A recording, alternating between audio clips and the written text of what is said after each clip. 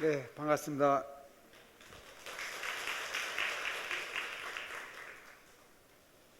이 시대를 살고 있는, 이 지구상에 살고 있는 우리 인간이란 존재, 예, 이 환경을 생각하지 않을 수 없겠죠. 목숨만큼이나 이 생명, 우리가 가장 소중한 생명만큼이나 소중한 것이라고 생각합니다. 당장 우리가 살고 있는 이 대한민국이라는 이 좁디 좁은 이 땅덩어리조차도 이제 여러 가지 환경에 대한 영향을 많이 받고 있는 것 같아요. 비가 올해는 진짜 안 왔죠. 비가 너무 안 왔죠. 그렇죠. 예, 너무 안 왔습니다. 올라면 오든가 말라면 말든가 하지. 잠깐 조금 이건 뭐 진짜 너무 속이 타는 것 같아요. 속이 탑니다 이제는. 전 지금 오늘도 잠깐인가 제 모산인 원도봉산을 잠깐 올라갔다 왔어요. 갔다 왔는데 진짜 저는 지금도 이렇게 일주일에 서너 번은 계속 산에 가고 있어요. 제가 금요일서부터 금, 토, 일, 월 오늘까지 연 4일을 지금 계속 제가 산을 다니고 있습니다. 대한민국 전국에 있는 산들을 뭐 이렇게 다녀요. 특히 이제 서울 근교산들은 제가 지금 삼각산 자락에 살고 있는데 그 산자리에 살고 있으니까 이제 산은 뭐 수시 올라다니는데 지금 너무나 진짜 심각할 정도로 대한민국이 메말라 있어요. 계곡이면 계곡, 뭐 강이면 강, 물이 엄청나게 수량이 적어지는 거예요. 그 다음에 거기가 물이 가둬져 있어야 될 저수지, 댐이면 댐이 막 다 바닥을 다 드러내고 심각한 게 보통 심각한 게 아닌 것 같아요. 이 봄쯤 되면 아마 엄청난 좀 심각한 재앙이 오지 않을까 생각합니다. 네. 이것은 비단 우리나라뿐만이 아니고 저는 제가 올라까지 1985년부터 제가 히말라야를 이렇게 첫 발을 내딛고 다니기 시작했어요. 85년도에 제가 처음 도전한 산이 세계 최고봉 에베레스트입니다. 8,850m, 지구상에서 가장 높은 산이죠. 이 산을 제가 85년도 처음 도전해가지고 물론 가서 실패를 했고 86년도 가서 두 번째 가서 또 실패를 했고 그리고 세 번째 88년도 세 번째 도전 끝에 제가 이제 성공을 했는데 그 이후로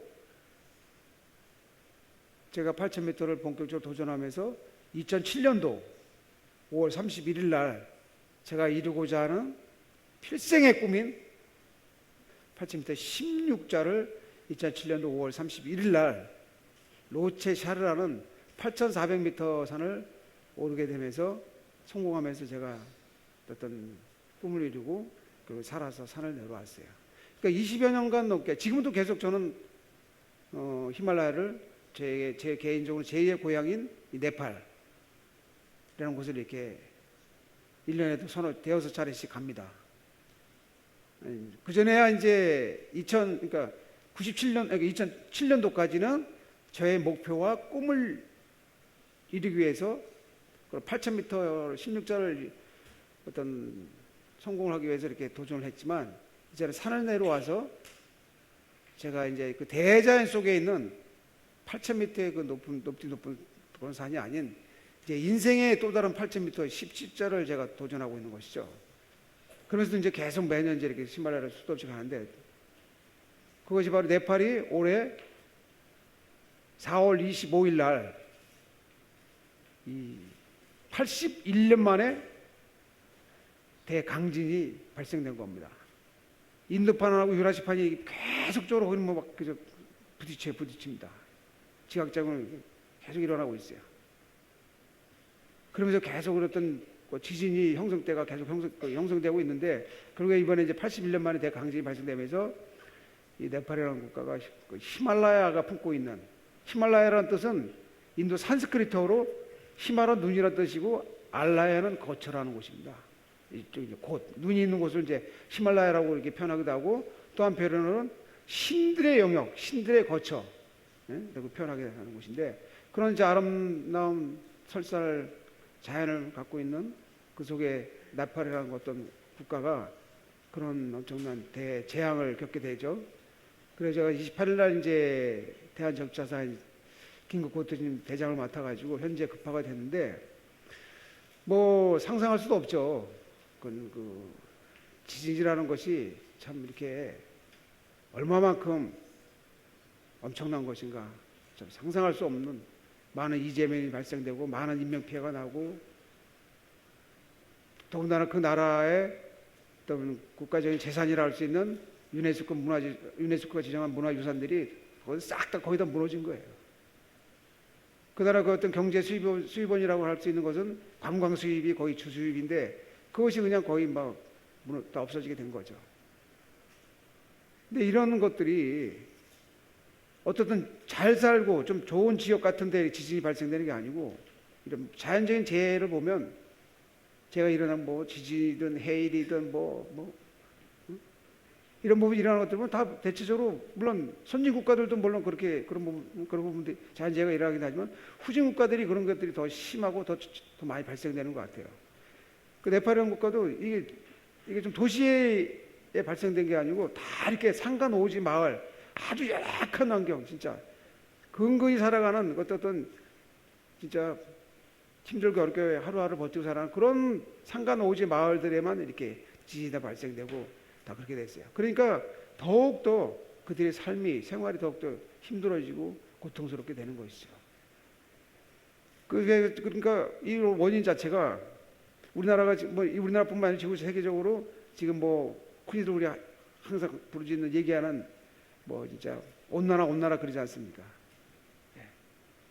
우리 인간이 잘 먹고 잘 살겠다고 막 그냥 뭐 행복을 추구하기 위해서 뭘 편하겠다고 막 개발하고 만들고 뭐 그냥 과학문 발전시키고 함으로 인해서 결국엔 뭡니까? 편해지고 좀 얼마나 행복해졌는지 모르겠지만, 그로 인해서 발생되는 이산화탄소라든지 이런 부분이 결국에 오존층을 파괴시키고, 그로 인해서 이제 지구를 점점 열을 받게 하지 않습니까? 뜨겁게. 그게요, 여러분들은 이런 그 문명이 발달된 국가에 사시는 분들은 그런 뭐 기후 변화에 대해서 그렇게 크게 별 이렇게 느낌이 없으실 거예요. 엄청나게 덥구나, 올 여름. 더워. 그럼 뭐 에어컨 막 틀면 되지, 뭐 그냥. 추워. 그럼 막 온풍기 뭐 뜨겁게 막 하면 되지, 막 열 올리고 말이 해가지고. 다 그런 게 모든 부분들 기계들이 다 해결해 주니까 추위, 더위, 기후 변화에 그렇게 민감할 수가 없다고 생각해요. 그러나 그런 어떤 청정 무공해 지역, 자연 그런 것들이 굉장히 오염이 안 되고 청정 깨끗이 잘 보존되어 있는 그런 지역들, 국가들 보면 가장 그런 것들이 무섭게 침투를 하는 겁니다. 세균, 예를 들면 이제 온난화의 어떤 세균이라고 가정했을 때 그런 것들이 조금만 변화만 생겨도 그 지역은 무섭게 변하는 거죠. 그러니까 결국에 이런 부분들이 다 외부에서 세력들에 의해서, 그래서 안 좋은 세균들에 의해서 자기네 나라가 다 피해를 보는 거 아니에요. 일종의 쉽게 말하면. 그렇지 않겠습니까? 제가 지금 뭐 아프리카 에티오피아하고 저 케냐 쪽에 제가 뭐 우리 코이카가 국제협력단하고 봉사활동하러 갔다가 제가 목요일 날 들어왔어요. 그런데 그 10일 갔다 왔는데, 그런 나라 이렇게 돌아다니고 보면 뭐 진짜 제가 뭐 5년 전에 10년 전에 갔을 때나 지금이나 별반 차이 변한 건 없어요. 변한 것이라고는 다 많은 사람들이 막 도시로 유입되면서 그냥 도로가 더 계속 많이 늘어나고 공기만 더 나빠지고 환경만 점점 더 나빠지는 거지, 더 좋아지는 건 하나도 없더라는 것이죠. 더 심각하게 되는 것이죠. 그래서 제가 다시 원점으로 돌아와서 좋은 쪽으로, 나은 쪽으로 환경이 좋아지고 나아지는 것이 아니고, 더 시간이 지나면서 그런 뭐 저개발 국가뿐만 아니고 선진 국가들 역시도 이런 것들이 나아질 수는 없다는 것이죠. 저는 그렇게 생각합니다. 저는 실질적 현장에서 자연의 어떤 환경이 어떻게 변화되는 것을 눈으로 직접 이렇게 오랜 세월 동안 이렇게 봐왔던 사람이기 때문에 그런 부분들이 얼마만큼 더 심각하고 얼마만큼 더 무섭게 변하고 있다는 걸 제가 깨닫게 되는 것이죠. 그래서 우리가 살고 있는 지구, 이것은 우리가 진짜 굉장히 소중하게 잘 우리가 써야 되고 가꿔야 되고 해야지, 이것은 우리가 현재로서 우리가 즐기고 우리가 마음껏 쓰고 마음껏 가면 안 되지 않습니까? 그러면 우리 후손들은 어떻게 되겠어요? 이건 이 지구는 우리 것이 아니고 우리가 이렇게 잠시 빌려다 쓰는 것이라고 저는 생각합니다. 그렇기 때문에 우리가 잘 소중하게 생각하고 항상 우리가 아끼고 진짜 잘 이렇게 가꿔야지만 자연이 우리에게 이렇게 악영향을 주지 않고 좋은 대타를 받으면서 우리도 살 수 있고 우리 후손들 역시 좋은 자연 속에서 환경 속에서 이렇게 또 행복하고 어떤 좋은 삶을 어떤 영위하며 살지 않을까 생각하는 겁니다. 그래서 제가 여러분들한테 오늘 이런 말씀드린 부분에 대해서 여러분들이 제가 표현력이라든가 이런 것을 실질적으로 현장에 본 것을 전달하는 것 자체가 많이 부족하겠죠. 그럼 어쨌든 여러분들도 아마 당장 지금 우리나라가 지금 현실에 지켜 있는 이 가뭄의 이런 현상 이런 부분들도 하루 이틀에 이렇게 발생되는 게 아니지 않습니까? 서서히 지금 모든 부분들이 좋아지지는 않을 거라 생각합니다. 점점 갈수록 이런 현상들은 빈번하게 계속적으로 발생될 거라 생각해요. 그럴 때 우리가 항상 그런 부분을 생각하고서 어쨌든 우리가 항상 모든 부분에 환경이라든가 자연 이런 부분들 우리가 내 개인적으로도 지켜야 될 부분들이 많겠지만 또 개인적으로 지켜야지 또 가정적으로 사회적으로 국가적으로 신경을 많이 써야 되지 않나 생각합니다. 전 제가 살아서 이 두 발을 딱 딛고서 있다는 것 자체가 존재한다는 것 자체가 좀 지난 날의 과거를 생각해 보면요 있을 수 없는 얘기라고 생각합니다. 상상할 수도 없다는 거예요. 기적보다 더한 거라고 생각하죠. 왜냐? 생각해 보세요. 10명이라는 동료들이 저와 같이 산호보다가 눈앞에서 곁에서 순식간에 다 사라진 겁니다. 저는 이렇게 멀쩡히 살아있어요. 물론 겉은 멀쩡하죠. 저도 저 나름대로 엄청난 많은 실패와 많은 고통과 많은 슬픔과 엄청난 많은 피눈물을 많이 흘렸죠. 동료도 이럴 때 그 슬픔이 얼마나 크겠습니까? 살아있는 한 절대 저는 절망도 포기도 하지 않는다. 저는 꼭 8,000m 이 16자를 할 것입니다. 나는 어떤 제 자신과의 싸움에서 제가 자신을 이겨냈기 때문에 극복해냈기 때문에 가능하지 않을까 생각하는 겁니다. 목표가 있다는 거죠. 꿈이 있다는 것입니다. 신념을 가지고 확신을 가지고 자신감을 가지고 포기를 하지 않고 실패를 두려워하지 않고 도전했기 때문에 저는 이 성공이라는 것보다도 저 많은 일에 실패가 있었기 때문에 그런 실패를 두려워하지 않고 다시 딛고서 그걸 도전했기 때문에 그런 성공을 하지 않는 생각하는 겁니다. 고난을 통과해야지만 위대해질 수 있다는 말이 있지 않습니까? 바꿔 말하면요 위기보다 더 좋은 기회는 없다라는 것이죠. 우리 항상 어떤 위기 상황에 처했을 때 결국에 이렇게 두려움을 느끼고 자포자기하고 무슨 미리 그냥 이렇게 포기할 것부터 생각하잖아요.